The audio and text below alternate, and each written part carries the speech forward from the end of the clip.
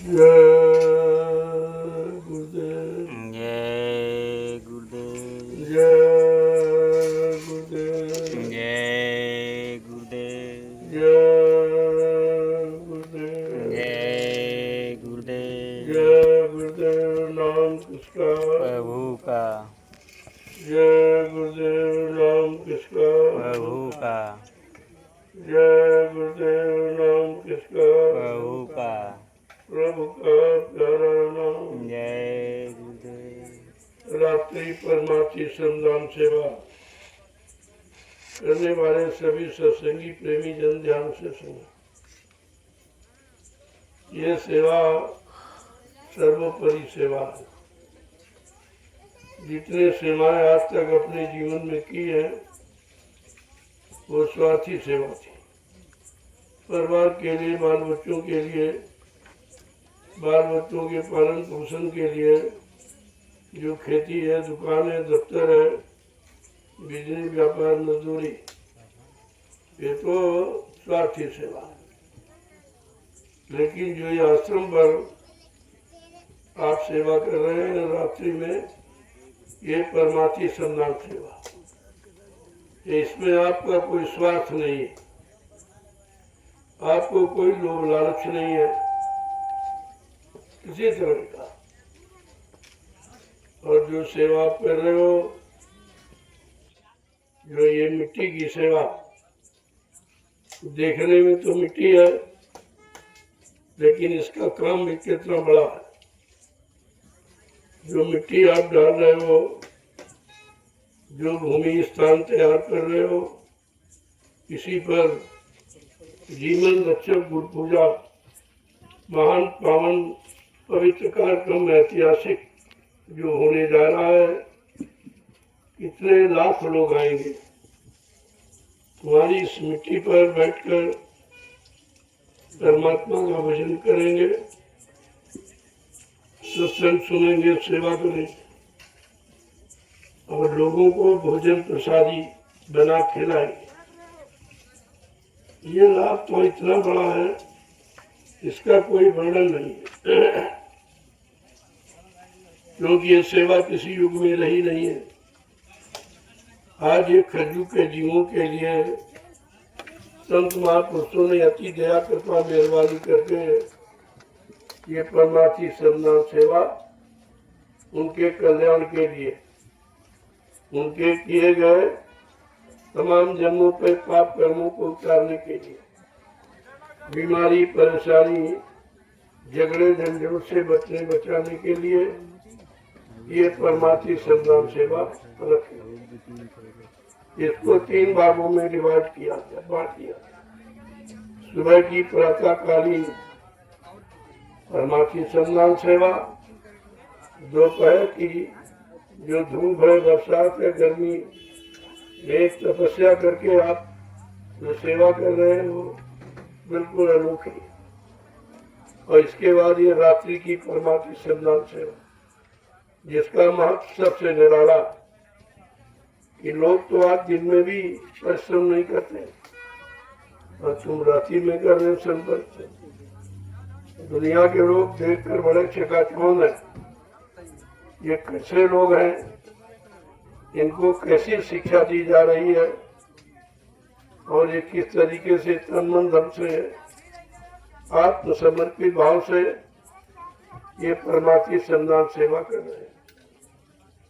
और ये संदेश पूरे भारत में जा रहा है। आप नहीं देख पा रहे हो, लेकिन जो ये सीधा प्रसारण जो भेजा जा रहा है, तो हिंदुस्तान के सभी वर्ग के लोग, सभी मजहब धर्मों के लोग, सभी राजनीतिक दलों के लोग, सब इसकी तरफ बड़ी चकाचौंध, बड़ी आश्चर्य दृष्टि से देख रहे हैं कि आज भी ये भारत भूमि पर ऐसे लोग हैं जो परमार्थ करते हैं।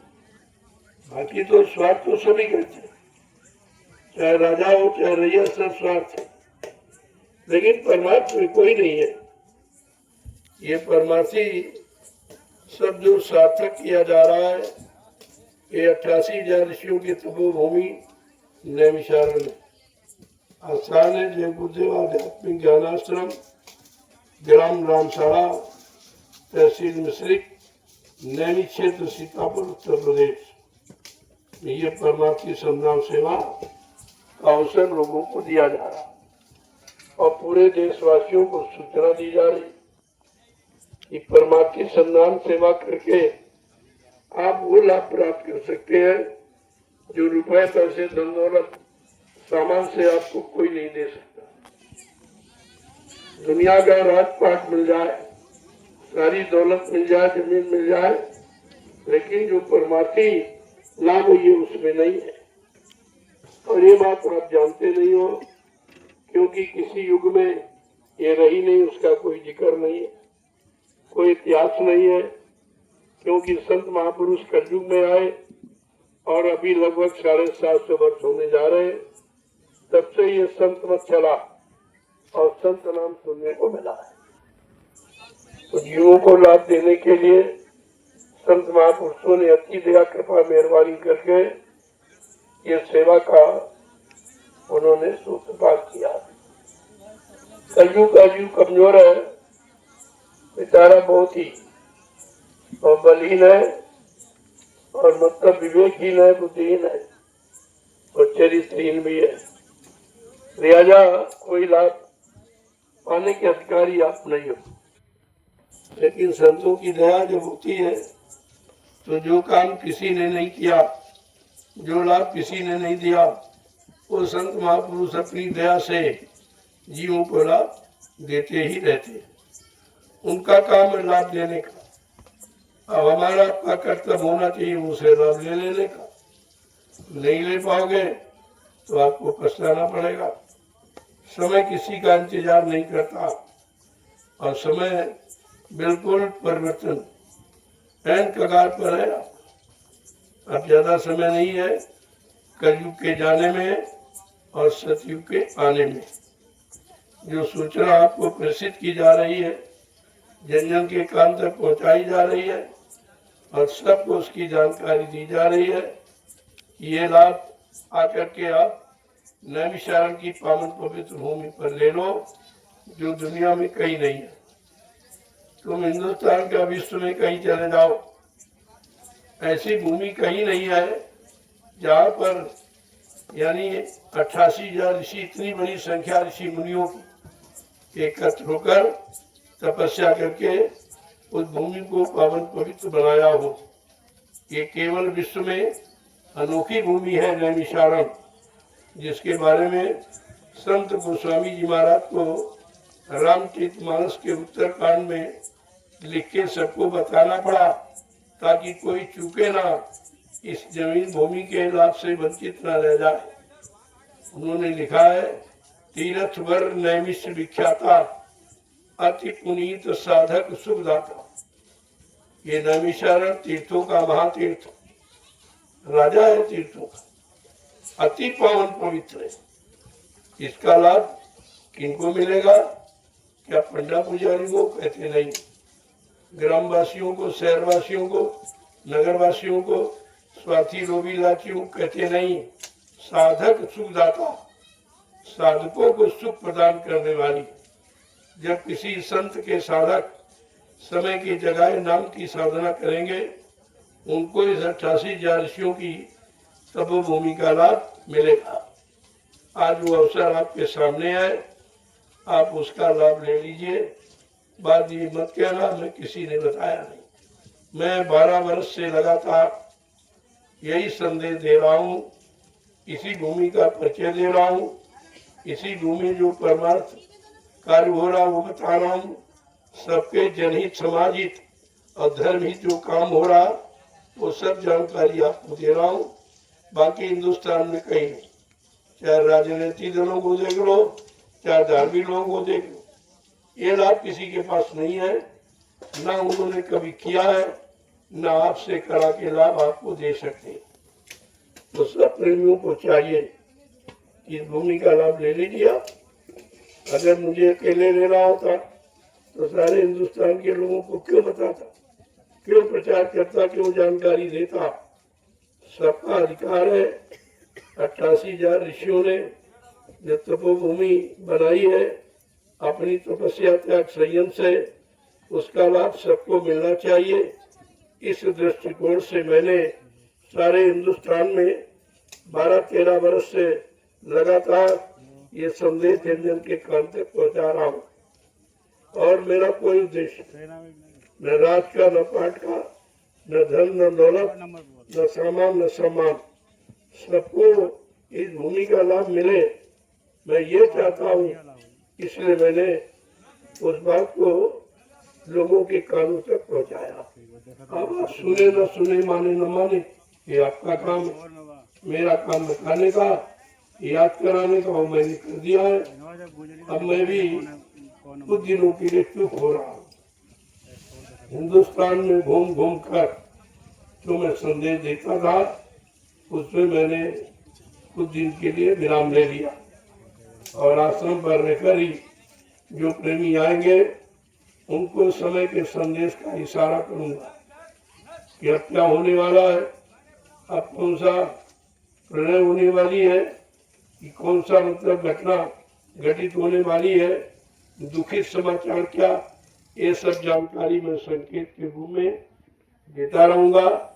ये जो मैंने 3 आश्रमों का निर्माण किया है, जय गुरुदेव आध्यात्मिक गुरुद्वारा सदगुरु धाम नैमिषारण सीतापुर उत्तर प्रदेश, पहला आश्रम। दूसरा आश्रम है जहाँ से संदेश प्रसारित हो रहा है, जय गुरुदेव आध्यात्मिक ज्ञानाश्रम, ग्राम रामशाला, तहसील श्री नैमिष क्षेत्र सीतापुर उत्तर प्रदेश। और तीसरा आश्रम है दयाल आश्रम जो हरदोई की भूमि पर पड़ता है। यही यानी मतलब गोमती नदी के उस पार हरदोई, इस पार सीतापुर है, तो इस पार भी आश्रम, उस पार भी आश्रम। जो वो आश्रम बना है वो यहाँ से लगभग 12-13 किलोमीटर पर है। ग्राम जमुनिया और हरदोई में आश्रम का निर्माण हुआ है। ये 3 आश्रम जनहित, जन कल्याण के लिए, समाज के कल्याण के लिए, लोगों के हित और कल्याण के लिए इन आश्रमों का निर्माण हुआ और सबको लाभ दिया जाए। अब आप न ले, न सुने समझे तो आप जाने, आपका काम जाने, लेकिन मैं किसी को कहने के लिए नहीं रखूंगा कि हमको भाई किसी ने बताया नहीं, हमको किसी ने समझाया नहीं, हमको जानकारी किसी ने दी नहीं। तो मैं 12 वर्ष पूरे हो गए, लगातार 13वां लग गया है, मैं लगातार ये संदेश सबके कान तक पहुंचा रहा हूँ और उसके बदले में कुछ नहीं ले, कोई विश्वास की बात नहीं। न हमको आपका धन चाहिए, न आपका कोई सामान चाहिए, न आपसे कोई सम्मान चाहिए, हमको तुम्हारी जरूरत है। लोगों को, चाहे वो राजनीतिक हो चाहे धार्मिक हो, लोगों को तुम्हारी धन की, तुम्हारी मान सम्मान, सामान की आवश्यकता है और हमको तुम्हारी आवश्यकता है। हमारे उनमें इतना फर्क है, ये अंतर है। हमको तो तुम्हारी जरूरत है, हमको तुम्हारी पैसे धन सामान की जरूरत नहीं है। जो आप श्रद्धा सेवा भाव बस देते हैं वो मैं यहीं पर लगा रहा हूँ, आपके लिए भूमि ले रहा हूँ ताकि आप आकर बैठ करके भूमि पर तपस्वियों का लाभ ले लो। 88,000 ऋषियों ने तपस्या की, उसका लाभ ले लो आप। इसलिए मैं इस भूमि को आपकी सेवा, आपकी गाड़ी कमाई से खरीद रहा हूँ ताकि आपको इस भूमि का लाभ मिल जाए। ये सब चीजें जानकारी में आपको रखनी चाहिए। आगे का समय बहुत खराब है, इतना खराब है कि मुश्किल से रोटी का टुकड़ा आपको मिलेगा। वो समय खराब है। उस खराब समय से बचाने के लिए मैंने आपसे प्रार्थना की है, सारे देश के लोगों से, हिंदू मुसलमान सिख ईसाइयों से, ब्राह्मण क्षेत्रीय व सर्जन, गरीब अमीर स्त्री पुरुष बच्चों, सबसे प्रार्थना की है कि अगर उस गाड़ी मुसीबत से आप बचना चाहते हो तो हमारी प्रार्थना स्वीकार करो आप लोग शाकाहारी हो जाए। शाकाहारी का मतलब जो परमात्मा खुदा बाप ने तुम्हारे लिए जो भोजन बनाया वो भोजन का आप प्रयोग करें, आपको मना नहीं है।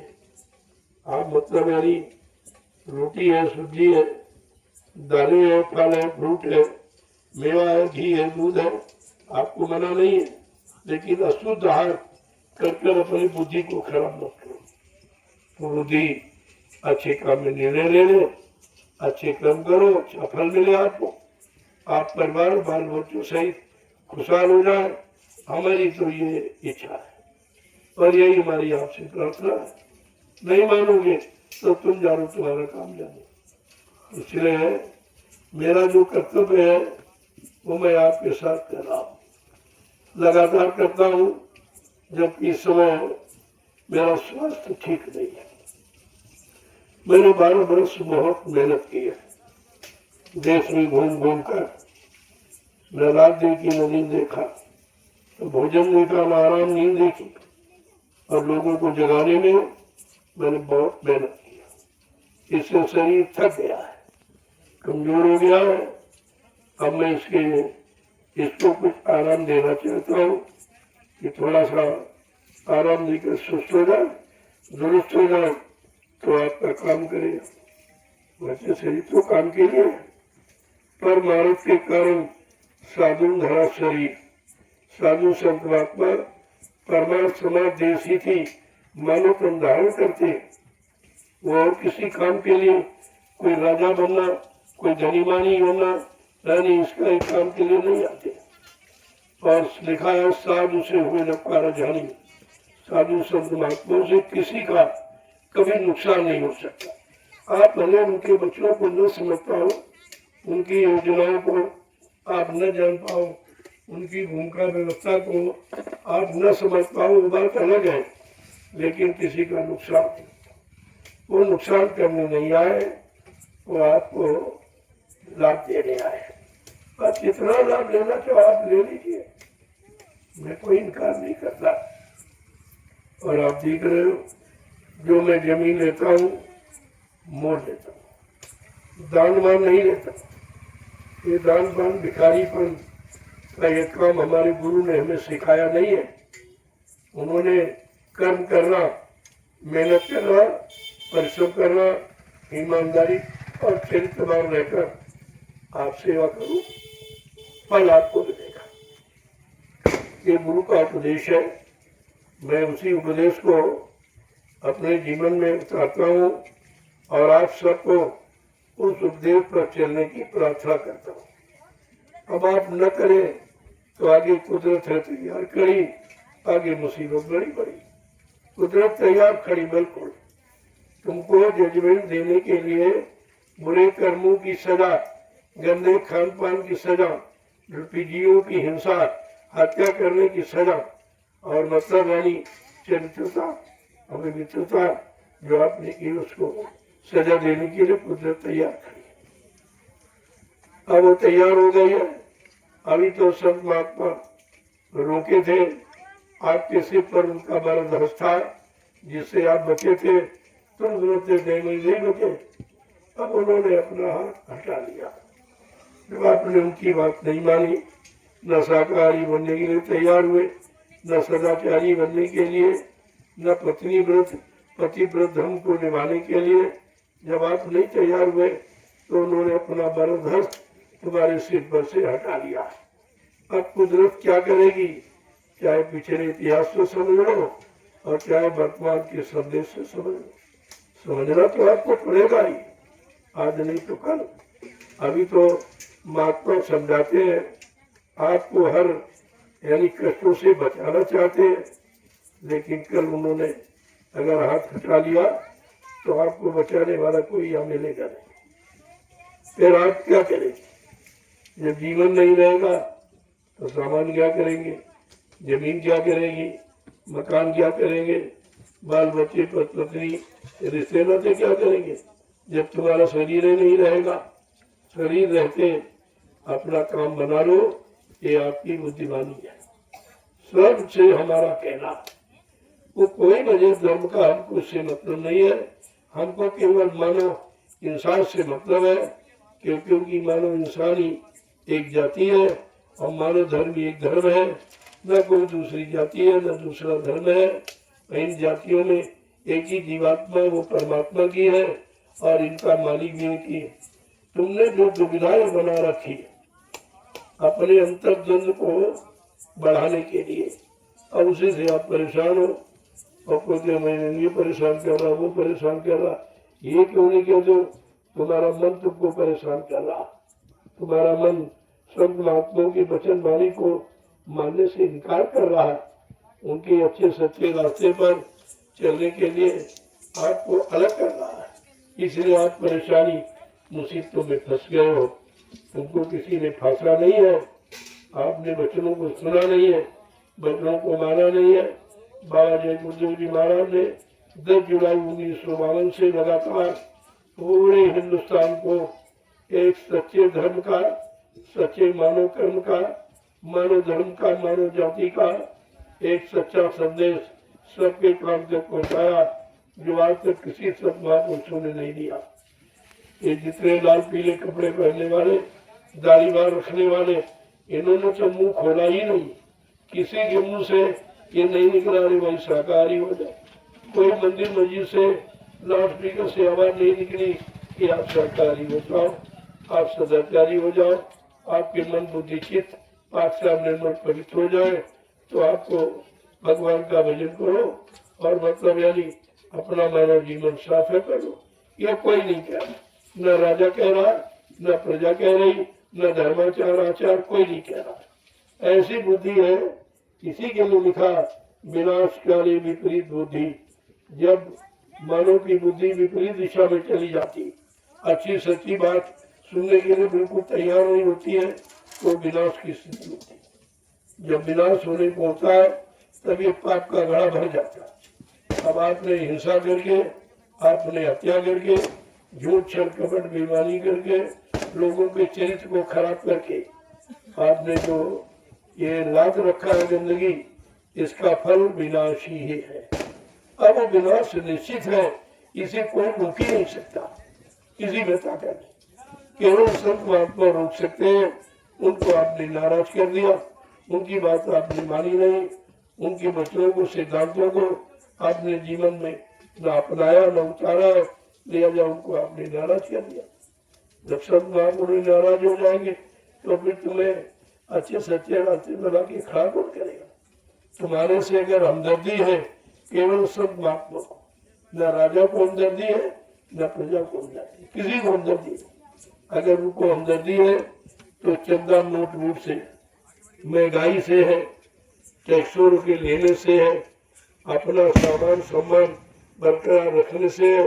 लेकिन संत महात्मा आपके कल्याण की बात करते, आपके उद्धार की बात करते, आपके लाभ की बात करते। वो अपने स्वार्थ और लालच के लिए इस धरती पर पैदा नहीं हुए, परमात्मा के लिए आए हैं। और जब तक वो शरीर से रहते हैं परमार्थी कार्य कभी बंद नहीं करते।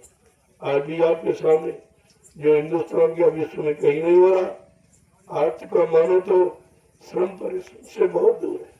परिश्रम करना ही नहीं चाहता, सारा श्रम परिश्रम मशीनें कर रही तो मशीनें स्वस्थ है, आप नहीं करो तो आप बीमार हो।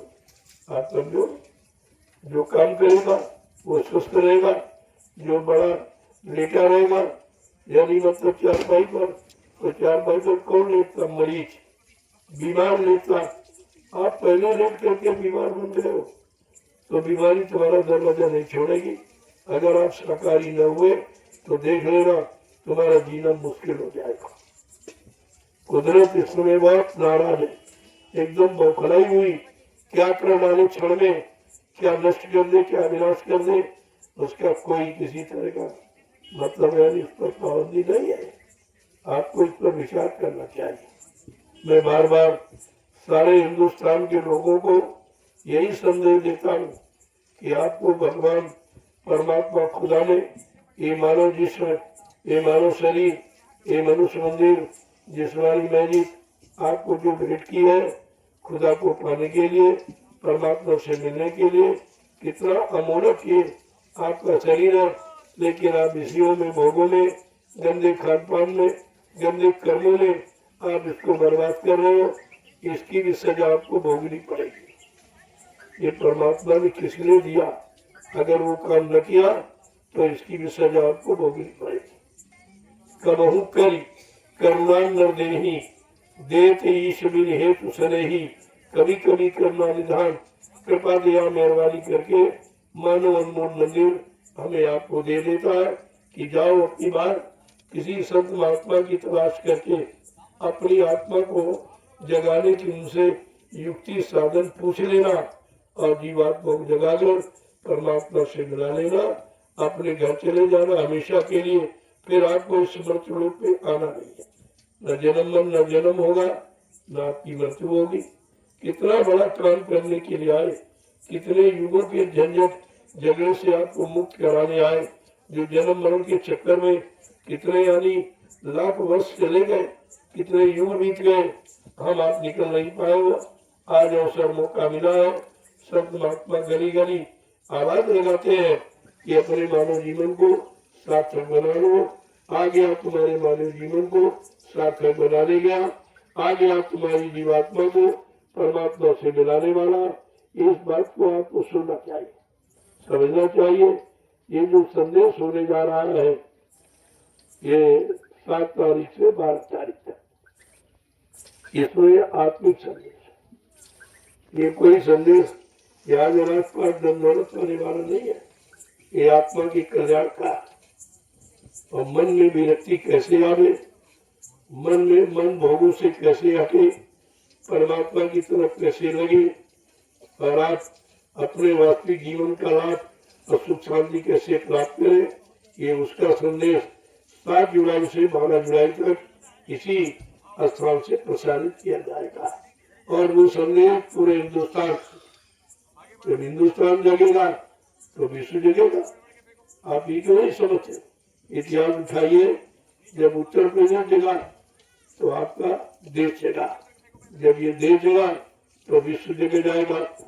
इसलिए संदेश उत्तर प्रदेश की भूमि से ही हमेशा प्रसारित हुआ है। ये वैचारिक क्रांति उत्तर प्रदेश से ही प्रारंभ हुई हर युग में, और आज भी ये नैमिषारण्य उत्तराखंड है, यही से ये प्रसारित संदेश किया जा रहा, सारे विश्व को सचेत किया जा रहा कि आगे का समय बहुत खराब है, आप अपने आप को बचा नहीं पाएंगे। फिर ये दुकान मकान, ये जमीन जायदाद, ये पत्नी बाल बच्चे, आप इनको कैसे बचाएंगे? जब यही नहीं रहेंगे तो तुम्हारा सब खेल खत्म हो जाएगा। महात्मा नहीं चाहते, वो तो चाहते तुम्हारा सब कुछ बच जाए, परिवार बचे, बाल बच्चे बच जाए, खेती दुकान दफ्तर, बिजली व्यापार मजदूरी, सच्चाई ईमानदारी मेहनत से करने लगो तो आपको बरकत मिल जाए। और घर गृहस्थी परिवार में सुबह शाम आत्मा से परमात्मा का भजन करो, ये भजन का रास्ता है। पूजा पाठ तो शरीर के लिए और भजन आत्मा के लिए, दोनों में अंतर है।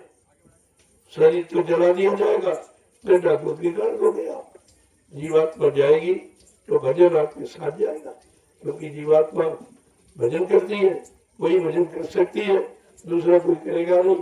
जो भजन करेगा वो अपने घर जाएगा, जो पूजा पाठ करेगा बार बार इसी जन्म मरण के चक्कर में आता जाता रहेगा। दोनों रास्ते आपके लिए सामने खुले हैं। अब आपको ये तय करना है कि हमें बार बार आना है कि हमको अपने घर जाना है। इस बात को समझ लो तो आसान हो जाएगा आपको।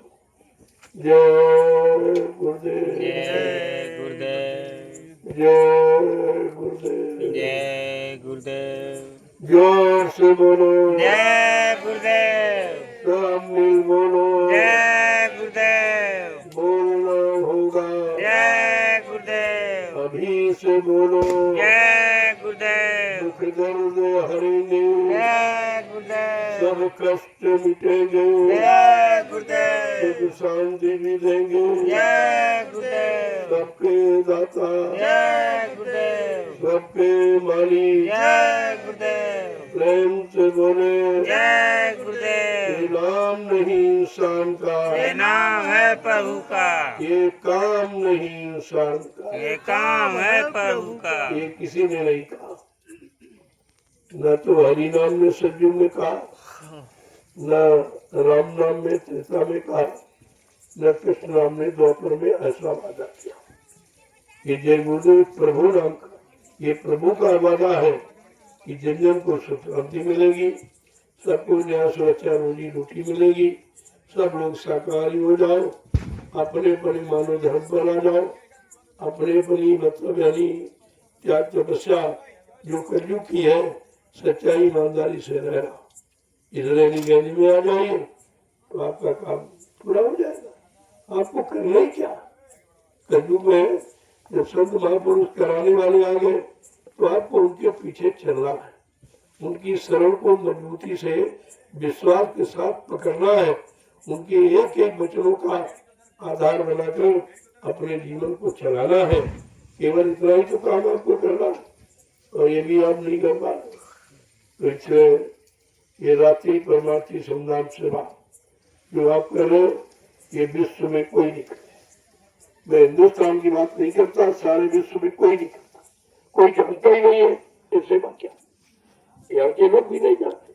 अब गाँव वाले ये देख रहे लेकिन जानते थोड़ी क्या है।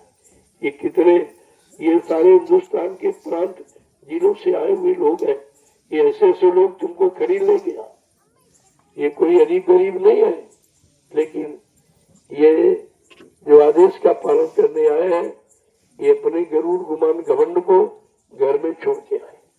यहाँ तो सेवा करने के सेवक बन के आए हैं, इसलिए इनको आप पहचान नहीं सकते, और पहचानने की जरूरत है। इनका काम देखो आप, और तुम भी काम कर रहे हो, तुमको भी इनाम मिल जाए।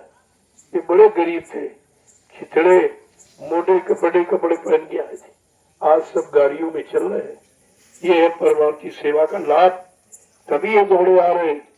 ऐसे जंगल में कोई नहीं आता, लेकिन तुम देखकर भी नहीं समझ पा रहे हो कि आखिरकार ये इतना किराया भाड़ा खर्च करके हजारों किलोमीटर से आ रहे हैं।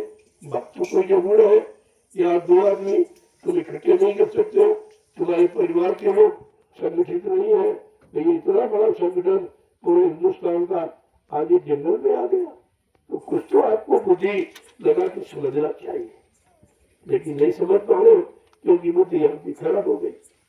गंदा खान पान करके, गंदे कर्म करके आपने बुद्धि में जो परीक्षण का यंत्र है, वो परीक्षण करने की शक्ति आपने खत्म कर दी है। इतने आपकी समझ में नहीं आ रहा कि देख कर भी आप नहीं समझ पा रहे हो, संदेश सुनकर भी आप नहीं जान पा रहे हो, तो इससे बड़ा दुर्भाग्यशाली कौन होगा। जय गुरुदेव, जय गुरुदेव। अब आप धीरे धीरे प्रसाद दे, सब इकट्ठे नहीं, कुछ लोग सेवा करो, इकट्ठे तो नहीं दे पाओगे। अब एक खड़े रहोगे तब तक आगे जितनी जल्दी हो जाओगे उतनी माला हो जाएगी। आप सुमरन तो आपका होगा, सुमरन तो आपका साथ में होगा। ये 2 लाभ है परमार्थी संधान सेवा का लाभ के पिछले जो जन्म लेकर तमाम पाप कर्म आपने किए वो भी आपके उतर जाएगी और शरीर को लाभ मिल जाएगा। और तीसरा लाभ है कि आपको परमार्थी लाभ मिल जाएगा। ये 3 लाभ इस सेवा से, एक करेगा नहीं और तुम एक भी लाभ नहीं समझ पा रहे। अब सोचो तुम्हारी बुद्धि कैसी है। 3 लाभ जहाँ बांटे जा रहे हो, मुफ्त में दिए जा रहे हो, तुम एक भी लाभ नहीं ले पा रहे हो, तो समझ लो तुम्हारी बुद्धि कितनी खराब है। जय गुरुदेव, जय गुरुदेव। अब धीरे धीरे आप चलिए, और जो आपने परमार्थी संधान सेवा की है उसका लाभ प्रसाद के रूप में ले लीजिए। प्रसाद भी हिंदुस्तान में कोई नहीं देता, कहीं चले जाओ कोई नहीं देता, क्योंकि प्रसाद बनाना सबके बस की बात नहीं है। तो सच्चाई का परिचय है, अगर तुम सच्चे हो तो प्रसाद बना के क्यों नहीं दे देते। तो ये क्या कहते, प्रसाद खरीद के ले जाओ। अरे प्रसाद खरीदा नहीं जाता, प्रसाद बनाया जाता।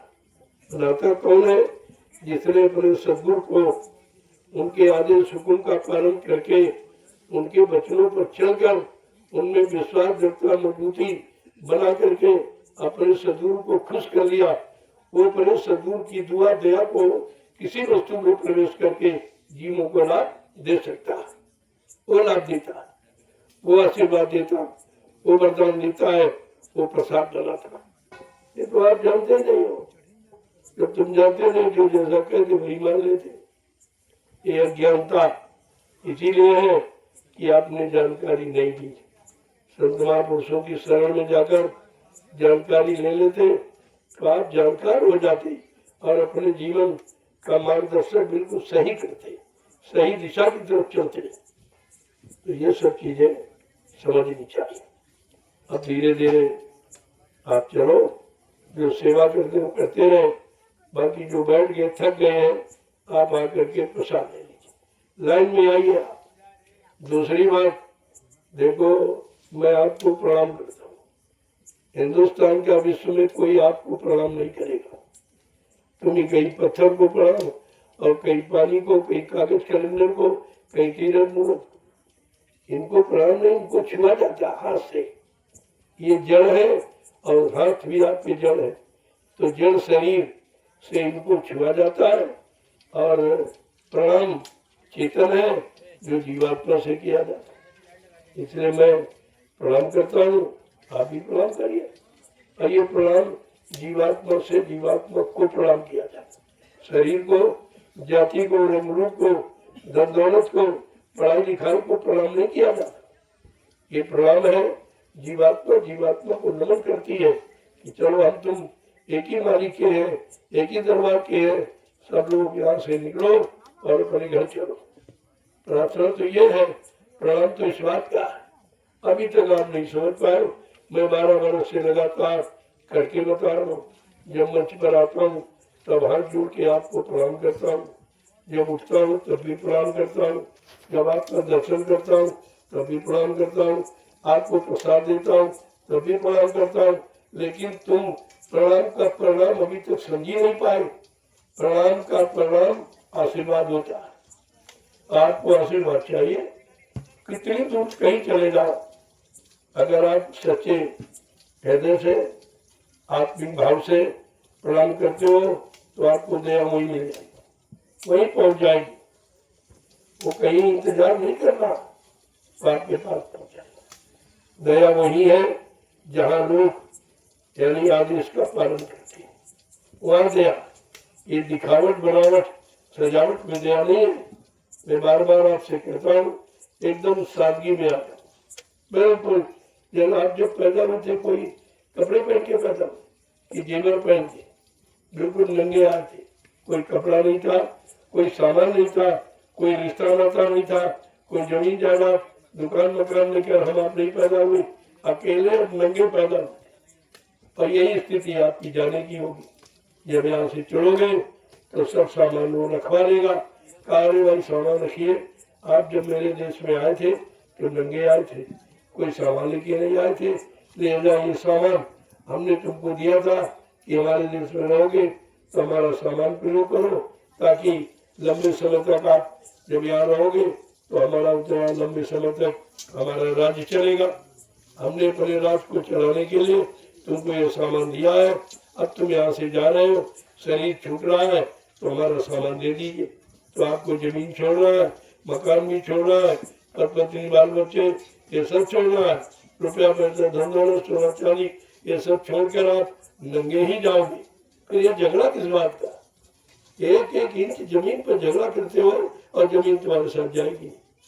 इसी बात को समझना है कि सच्चाई क्या है, हकीकत क्या है, मानवता क्या है, इंसानियत क्या है, मानव धर्म क्या है, मानव कर्म क्या है, मानव जाति क्या। लेकिन आप सब बंधनों में हो गए। यह जाति बंधन सबसे ज्यादा नीच नीच तरी गई संत चरण लौलीन, और जाति के अभिमान से बूढ़े बहुत कुलीन। जिन्होंने जात पात का नशा चढ़ाया वो मिट गए, वो मिट गए, बर्बाद हो गए। क्योंकि यहाँ तुम्हारी कोई जाति नहीं है, सिर्फ एक मानव जाति है। तुम्हारा कोई धर्म नहीं है, सिर्फ एक मानव धर्म है। तुम्हारा और कोई नहीं है, सिर्फ तुम्हारी जीवात्मा है। यहाँ तुम्हारा कोई मालिक नहीं है, जीवात्मा का मालिक परमात्मा। ये बात अगर समझ लो तो ये व्यवस्था तो बहुत सरल है, इनमें कोई पढ़ाई लिखाई का काम नहीं है। जय गुरुदेव। जय गुरुदेव। जय गुरुदेव। जय गुरुदेव। जय गुरुदेव। राम कृष्ण प्रभु का प्यारा नाम। जय गुरुदेव। अब सत्संग का समय नजदीक आ रहा। कल का दिन बाकी रहेगा। 7 तारीख से जीवन रक्षक गुरु पूजा महान पावन पवित्र कार्यक्रम ऐतिहासिक जो होने जा रहा है वो 7 तारीख से प्रारंभ होगा और 12 तारीख से 6 दिन लगातार आपको दिव्य अलौकिक संदेश जो आपने कभी सुना नहीं होगा वो आपको सुनने को मिलेगा। यहाँ कोई कथा नहीं सुनाई जाती, यहाँ किसी तरह की कोई जड़ चर्चा नहीं की जाती, यहाँ पत्थर और कागज में फंसाया नहीं जाता, यहाँ निकलने की बात की जा रही। निकलो अपने घर चलो। जय गुरुदेव। जय गुरुदेव। देखो सफाई का विशेष ध्यान रखना। बहुत बड़ी भीड़ आ रही है, हमारी प्रार्थना है इस प्रांगण को आप बिल्कुल साफ रखें। मैंने तुम्हारे लिए दुकान की व्यवस्था बना दी, वो बाजार आपका स्थल बना हुआ आप लगा लीजिएगा। मैं तो कोई किराया से मांगता नहीं, कोई बिजली पानी का पैसा आपसे मांगता नहीं, कोई रोटी का खर्चा भी आपसे नहीं मांगता। जब मैंने आपकी निःशुल्क व्यवस्था की तो अपनी व्यवस्था में आप रहिए। और ये प्रांगण है सत्संग स्थल, यहाँ कोई दुकान है, कोई किसी तरह का आप कार्य नहीं करेंगे। ये संदेश प्रसारण केंद्र है, यहाँ संदेश प्रसारित किया जाएगा, आप उसको सुनिए और समझिए। आप बाकी सांसारिक काम तो कभी छूटेंगे नहीं। उनके लिए मैंने बाजार बना दी, बाजार में आप लगा दीजिए दुकान। उधर भंडारे 500 है, भोजन आप 5 में पा जाओगे। मैं तो किसी को रोकता नहीं कि भाई भोजन आप नहीं करें, सबके लिए इतने भंडारे आएंगे। अगर आसपास के सारे गांव आ जाए तो किसी को कोई ऐसा नहीं जिसको रोटी, इतनी व्यवस्था है, छोटी मोटी व्यवस्था नहीं है। आप इसको पहले देखिए। तो इस सत्संग स्थल को बिल्कुल साफ सुथरा रखो। इसमें आपकी भी मर्यादा है और हमारी भी मर्यादा है, और गुरु की मर्यादा, गुरु के वचनों की मर्यादा, उसका आप ध्यान रखिए। मैंने आपकी सब व्यवस्था करी। ये सड़क है, आने जाने का साधन है, यहाँ पर कोई दुकान नहीं लगाएगा। अगर डबल बसें आ गई तो निकलना मुश्किल हो जाएगा, बाद में आपको हटाना पड़ेगा, तो वो काम मत करो। इसलिए मैंने तुम्हारे लिए बाजार व्यवस्था कर रखी। आप वहाँ लाइन से दोनों तरफ बाजार लगा लो और बीच में रास्ता रखो। जो ग्राहक आए सामान खरीदे उनको सुविधा हो जाए। जब मैं व्यवस्था दे रहा हूँ तो आप ये झंझट की बातें क्यों करते हो? कोई फायदा आपको मिलेगा नहीं और उठना आपको पड़ेगा। ये सत्संग स्थल है, सत्संग स्थल का परमिशन है, ऐसा नहीं है। अभी पुलिस कर्मचारी आ जाएंगे, आपको भगा देंगे, आपका अपमान हो जाएगा। मैं नहीं चाहता किसी का अपमान हो। मैं तो सम्मानित दृष्टि से आपको पहले से कह रहा हूँ। और सफाई का विशेष ध्यान रखेगा। मैंने लैट्रिन दिशा मैदान के लिए पुरुषों की अलग और बनी महिलाओं की अलग, वो गड्ढे खुदे मिलेंगे आपको। आप उसमें जाओ, दिशा मैदान हो और पैर से मिट्टी खिसका दो, आपको कुछ करना नहीं। जब यहाँ से जाओगे गड्ढा अपने आप बराबर हो जाएगा। कहीं प्रदूषण नहीं, कहीं गंदगी नहीं और 1 पैसे का खर्चा नहीं। ये सफाई का अनोखा अभियान है। आगे चलकर सारे देश के लोग तुम्हारे सफाई अभियान को याद करेंगे, ऐसा नहीं है इस तरह का। इसीलिए मैंने खुरपी के लिए बहुत पहले से आपसे कि अपने झोले में खुरपी एक औजार भी है, आपकी रक्षा भी कर सकता है। फल खाना फल काट लो, सब्जी काटना सब्जी काट के, मतलब यानी 4 गड्ढे खोदो, 4 डंडे गाड़ कर अपना मोजा मत काट लो, तुम्हारा मकान बन गया। अरे 4-5 दिन के लिए अपनी व्यवस्था में रहना सीखो, ये भी एक तपस्या है। इस जंगल में आए हो तो तपस्या करके कुछ पा लो। मैंने इसीलिए आपसे कहा भाई 4 मीटर नूनदाना होने का, 4 मीटर बिछाने का अपने झोले में रखो। कहीं जाओ फट से अपना स्थान लिया, रुक गए। कितनी बढ़िया व्यवस्था, ये स्वयं स्वावलंबी बनने की व्यवस्था है। जो कहा गया स्वयं स्वावलंबी बनो और अपना थाली लोटा रखो। पहले कितना विचार था, किसी की थाली लोटे में कोई भोजन नहीं करता, पानी नहीं पीता था, थाली भोजन करता। ये पता नहीं कैसा इसका खान पान हो, कैसी कमाई इसकी हो, इसलिए अपना सब कहीं जाते थे नाते रिश्तेदारी, अपना लोटा थाली झोले में रखते थे, अपने पात्र में भोजन करते थे। भोजन का भजन से बड़ा गहरा संबंध है। आप भोजन पर विचार नहीं करो तभी तुम्हारा भजन नहीं बनता। आप तुम शिकायत करते हो कि हमारा भजन नहीं बनता, हमारा ध्यान नहीं बनता, हमारा सुमरन नहीं, तो क्यों नहीं बनता? आप बनने वाला काम नहीं करते। इसलिए अपने झोले में थाली लोटा गिलास बराबर रखो। कहीं पानी पीना, फट से लोटा निकाला और स्वच्छ जल अपना लेकर लिया आपने। देखो कितनी बढ़िया व्यवस्था है स्वयं स्वावलंबी बनने की, ये चीज। तो ये सब जो आप कितने पहले से मैं कितने वर्षों से बराबर आपको संकेत कर रहा हूँ कि आप अपनी व्यवस्था में रहना सीखो। पराधीन सपने सुख नहीं, दूसरे के अधीन रहकर किसी व्यक्ति को स्वप्न में भी आराम शांति लाभ नहीं मिलता है, लेकिन आप समझ ही नहीं रहे। तब मुझे ये लागू करना पड़ा कि आप आओ, आने के लिए मना नहीं, अपनी व्यवस्था में स्वयं बनाओ खाओ और लोगों को खिलाओ।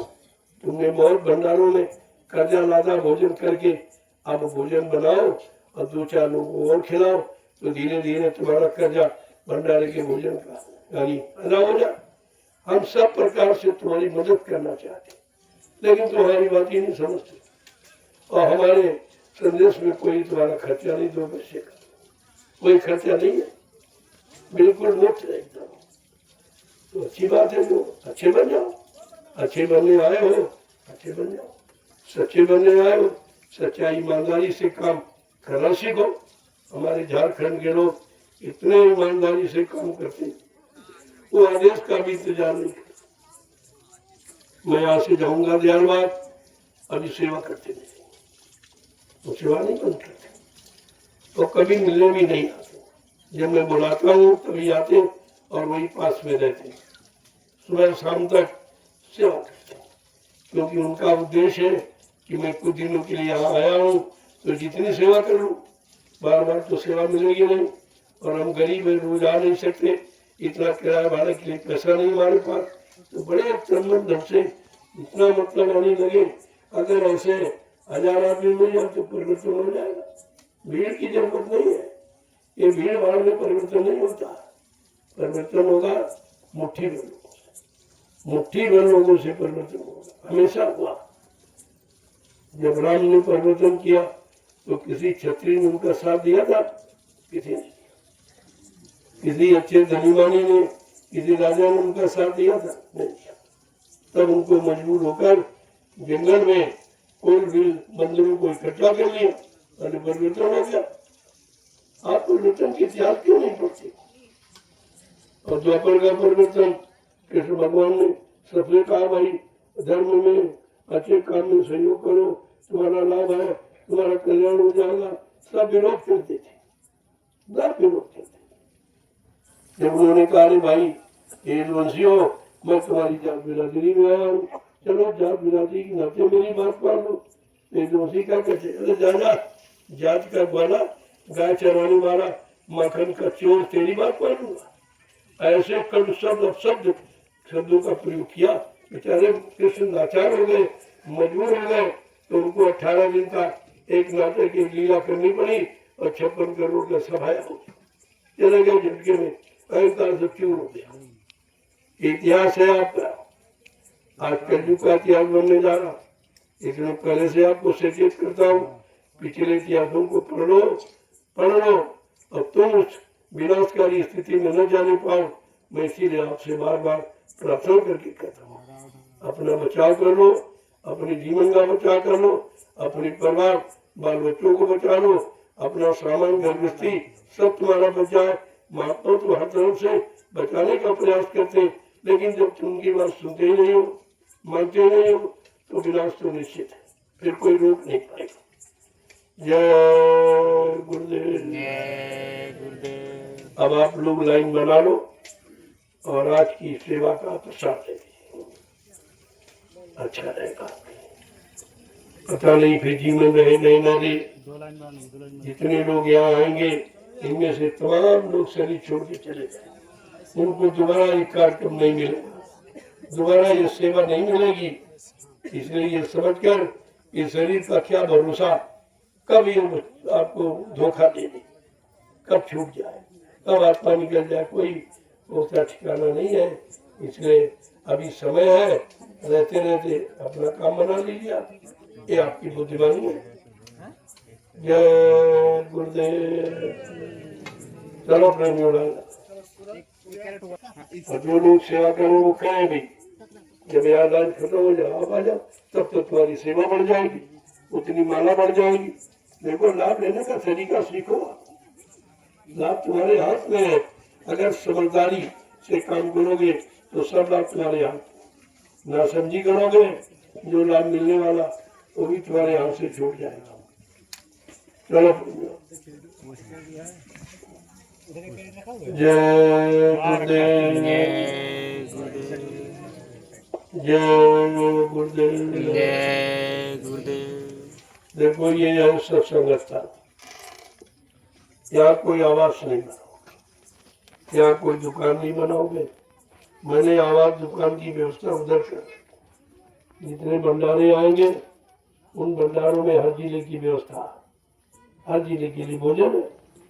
आपकी सब तो व्यवस्था बनी, फिर ये झंझट में क्यों पड़ती, इसको सत्संग स्थल रहने दो। वैसे ये आगे भविष्य में मालिक की दया हुई तो ये आपका महाविद्यालय का प्रांगण होगा, महाविद्यालय का प्रांगण। ये सब व्यवस्थाएं बदल जाएगी, ये सब बाउंड्रियां हो जाएंगी, तो आपको आना मुश्किल हो जाएगा। इसलिए पहले सीख लो, अपनी व्यवस्था कर लो। अभी मैं आपकी व्यवस्था कर रहा हूँ जमीन देकर, फिर आपको ये भी नहीं मिलेगा, फिर आप कहाँ जाएंगे? अभी आप समझ नहीं रहे हो। तो ये प्रांगण है, आप तो सत्संग स्थल का मैदान, कल ये भविष्य में महाविद्यालय का प्रांगण होगा। इसलिए पहले से आप इसको बड़ा साफ सुथरा रखिए। आप तो आपके बाल बच्चे ही स्कूल कॉलेज में पढ़ेंगे, उनकी व्यवस्था मैं बना रहा हूँ। और तुम यही नहीं समझ पा रहे भाई, तुम्हारे बाल बच्चे नाती पोते तो पढ़ेंगे सर, और कहाँ के लोग आएंगे।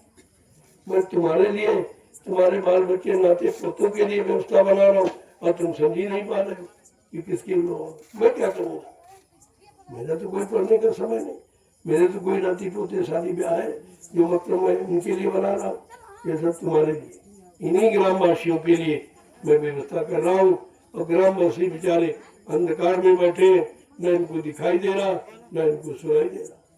कि आखिरकार जमीन तो उठा के बाबा नहीं ले जाएगा, और जो कर देगा वो तुम्हारे काम आएगा। जमीन तो कहीं नहीं चली जाएगी, लेकिन बेचारे समझ नहीं पा रहे। अब समझदारी क्यों नहीं, तो खान पान खराब हो गया, खान पान खराब हो गया, बुद्धि खराब हो गई, बुद्धि खराब हुई, आपका सोच खराब हो गई, और सोच खराब हुई तो कर्म खराब हो गई, और कर्म खराब हुई तो गरीबी आ गई, परेशानी आ गई, बीमारी आ गई। ये सब इसीलिए आया। तभी तो सबका एक मूल सिद्धांत है शाकाहार। अगर शाकाहारी हो जाओ, बीमारियों से बच जाओगे, कोई बीमारी नहीं है, कोई परेशानी, कोई झगड़ा नहीं, कोई दुर्घटना नहीं, कोई अकाल मौत में नहीं मरेगा। केवल शाकाहारी बनने में इतना बड़ा लाभ है, आप समझ नहीं पा रहे हो। इसलिए कि तुम्हारा पाप का घड़ा भर गया, आपको महात्माओं की बात समझ में नहीं आ रही। लेकिन महात्मा तो बचाने का प्रयास करेंगे, और आप नहीं बचना चाहते हो, भाई तुम जानो, तुम्हारा काम जानो। हमारा जो काम है मैं आपके साथ कर रहा हूँ, और निस्वार्थ कर रहा हूँ, उसके लिए आपसे कुछ मांगता नहीं, फिर भी आप नहीं समझ पा रहे। जय गुरुदेव। जय गुरुदेव। अब आप लाइन लगा लो, एक पुरुषों की महिला, ये मर्यादा हमेशा कहीं जाओ, मर्यादा को मत भूलो। जो घर गृहस्थी परिवार की मर्यादाएं हैं, महिलाओं की, पुरुषों की, ये अलग अलग व्यवस्था है। उसी में आप रहिए और काम करिए, सब व्यवस्था आपकी ठीक हो जाए। चलो आप लोग जय गुरुदेव।